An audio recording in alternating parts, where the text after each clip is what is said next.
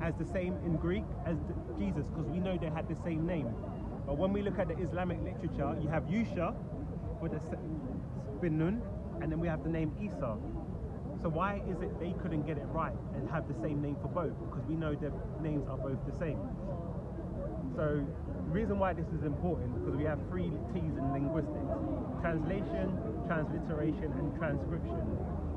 So basically, translation is when there's a similar word in the language. Transliteration is just where you're using the same letters to translate the name. So this is why we see Jesus, because they're trying to transliterate the Hebrew. But Allah does not transliterate the name Isa.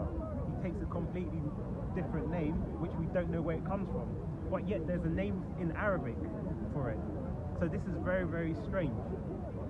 And then the reason why isn't important, because some people say, oh, it's not that important, is because we know through academia, you have telltale signs of plagiarism. So you have something called a primary source, and it says primary sources are immediate, first-hand accounts of a topic from people who had direct connection with it. Primary sources can include texts and other things. So we see from the Bible, the Greek is very consistent with a primary source because they understand the language and how to translate the words into Greek. But then a secondary source is one that is one step removed from a primary source.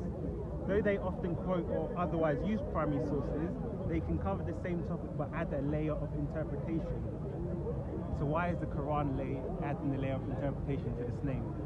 Shows it's a secondary source, not a primary source, because anyone who knows, and that's why the Bible tries to teach you the meaning of names.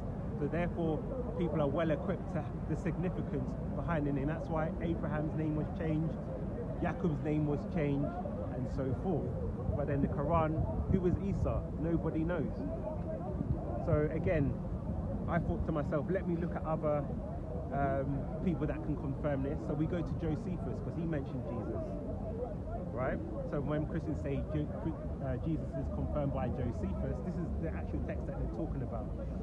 So he says, it's from his testimonium, and it says, at this time there was a wise man who was called Jesus, and his conduct was good, and he was known to be virtuous, and many people from amongst the Jews and other nations became his disciples. Pilate condemned him to be crucified and to die, and those who had become his disciples did not abandon his discipleship. They reported that he had appeared to them in 3 days after his crucifixion, and that he was alive. Accordingly, he was perhaps the Messiah concerning whom the prophets had recounted wonders. So then when we look at the Arabic,